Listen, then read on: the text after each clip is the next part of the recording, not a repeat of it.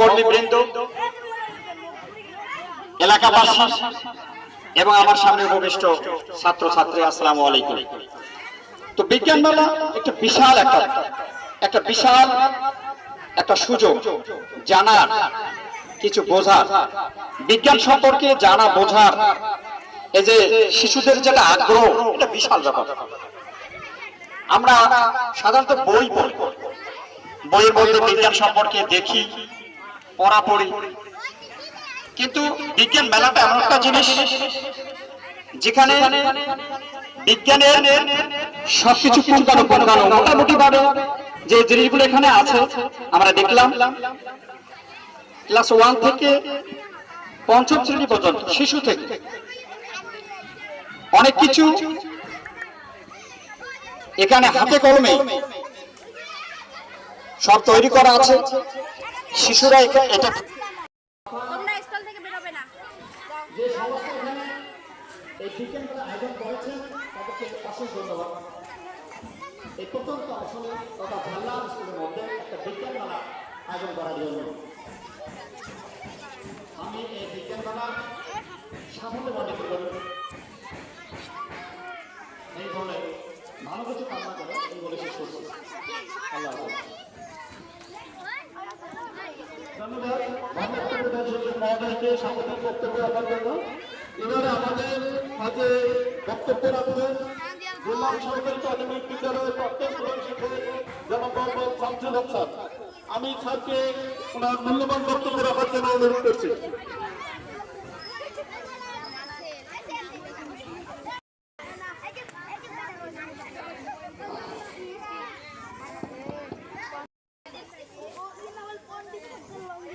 যুব উন্নয়ন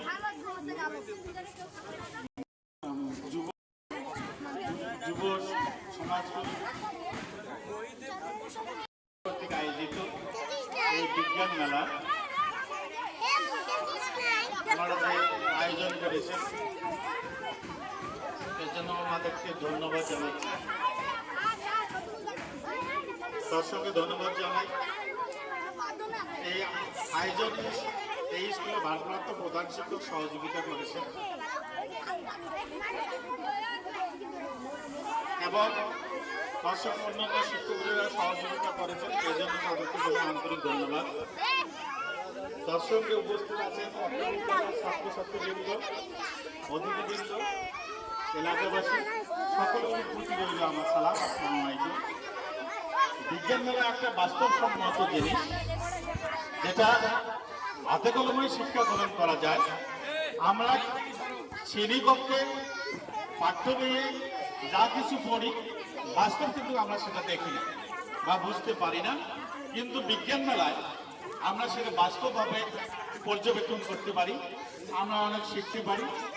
এখানে একটা আনন্দের বিষয় আছে যা আমরা সকলে যদি যারা স্টুডেন্ট আছেন তাদেরকে যদি জিজ্ঞেস করা যায়, প্রতি ছেলে মেয়ে তোমরা জিজ্ঞেস করবে তাহলে তোমরাও জানতে পারবে, তাদেরও জানার পরিধি বৃদ্ধি পাবে।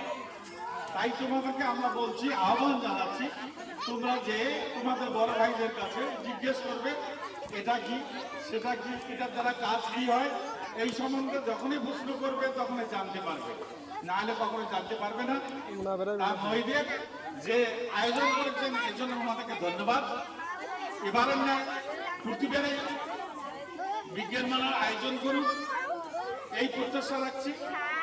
তার সঙ্গে ওনাদের সকলকে ধন্যবাদ জানাচ্ছি। এই দীর্ঘ 2-3 দিন ধরে ওনারা কষ্ট করে এই আয়োজন করেছেন, এজন্য স্কুলের পক্ষ থেকে ওনাদের সকলকে ধন্যবাদ জানাই।